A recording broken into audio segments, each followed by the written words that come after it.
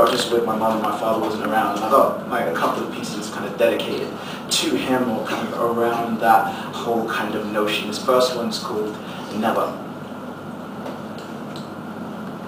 He never taught me how to hold a pair of clippers. I never saw him dab cologne on his cheeks. I don't know the smell of his sweat, or if our fingers look alike.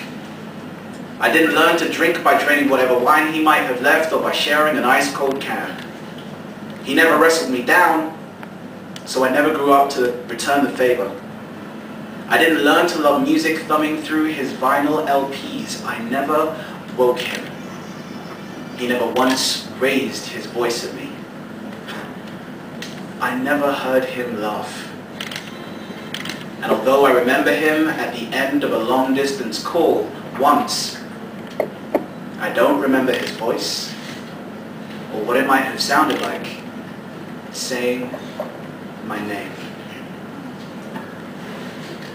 When I think about my father, I think about the picture my mother used to keep in that secret place on the top shelf at the back of her wardrobe. It was a simple thing, a head and shoulders shot, uncomplicated, black and white from before I was born.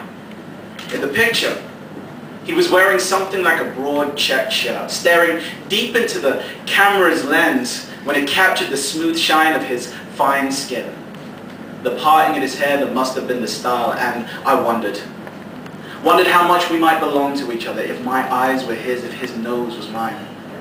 Wondered how true this picture was to the flesh, if he was as large a man as he looked, or if that was just a matter of perspective. See, there was nothing in that picture to measure him against.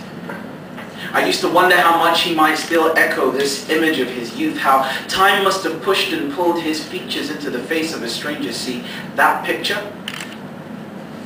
my father's picture, was the one thing that reminded me that I didn't know him, that there was someone to know. In the end, I buried it in a shoebox between old birthday cards and love letters from girls I no longer knew, and I learned how to find the truth of him in pieces. Those pieces growing in the company of the boys I was close to, those pieces buried in the distant presence of the men they called their fathers.